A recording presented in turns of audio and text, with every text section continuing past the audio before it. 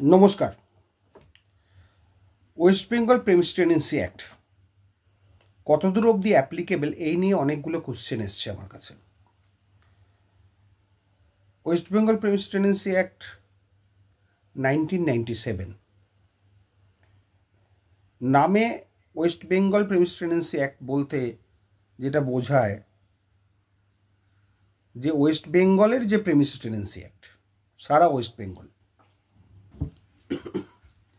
কিন্তু এখানে একটা মজা আছে, যারা এই আইনটি সম্বন্ধে দক্ষ বা অভিজ্ঞ তারাই একমাত্র বলতে পারে যে এটা পুরো ওয়েস্ট বেঙ্গলের জন্য নয়। তাহলে এটা কোথায় কোথায় প্রযোজ্য? সেটা হচ্ছে মিউনিসিপ্যালিটি এবং corporation, all over West Bengal. মানে ধরুন HMC, তারপর KMC, Kolkata municipal corporation, Howrah municipal কর্পোরেশনের অন্তর্গত যা যা জায়গা আছে, যতটা জায়গা আছে, সেগুলো সব West Bengal premise tenancy act দ্বারা গভর্ন হচ্ছে।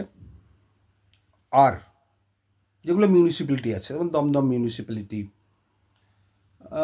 আরও সব মিউনিসিপ্যালিটি যেগুলো আছে, মহেশতলা মিউনিসিপ্যালিটি ইত্যাদি ইত্যাদি, সারা ওয়েস্ট বেঙ্গলের যত মিউনিসিপ্যালিটি এরিয়া আছে তার এরিয়াগুলো, এবং যে কর্পোরেশন আছে যেটা বললাম, Howrah municipal corporation, Kolkata municipal corporation, তার অন্তর্ভুক্ত এরিয়াতে প্রেমিসেস টেনেন্সি অ্যাক্ট অ্যাপ্লিকেবল। এটা কিন্তু মাথায় রাখবেন। নামেই West Bengal premise tenancy act, কিন্তু পুরো ওয়েস্ট বেঙ্গলের জন্য এটা অ্যাপ্লিকেবল নয়, শুধুমাত্র কর্পোরেশন এরিয়া এবং মিউনিসিপ্যাল এরিয়ার মধ্যে এটা সীমাবদ্ধ। তাহলে কোন কোন এরিয়া এ থেকে বাদ হয়ে যাচ্ছে? সেটা হচ্ছে পঞ্চায়েত এরিয়া। যদি পঞ্চায়েতের অন্তর্গত কোনো এরিয়া হয় তাহলে কিন্তু West Bengal premise tenancy act এখানে অ্যাপ্লিকেবল নয়।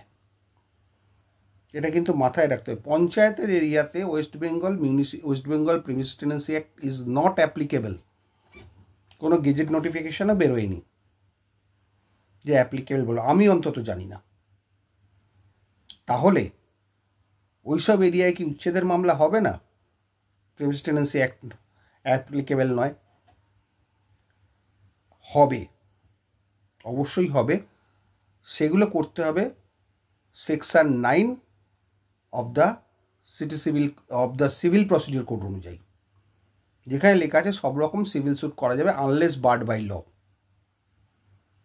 তাহলে এখানে সিভিল স্যুটটা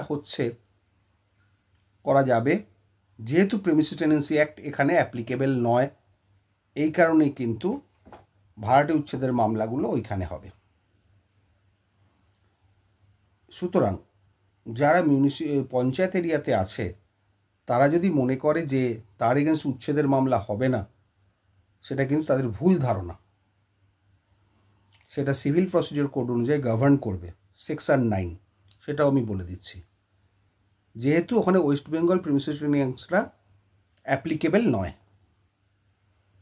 যেরকম নর্মালি এভিকশনের মামলা হয় সেরকমই হবে, তবে মামলাতে West Bengal premise tenancy act কথাটা লেখা যাবে না। এই হচ্ছে তফাৎ।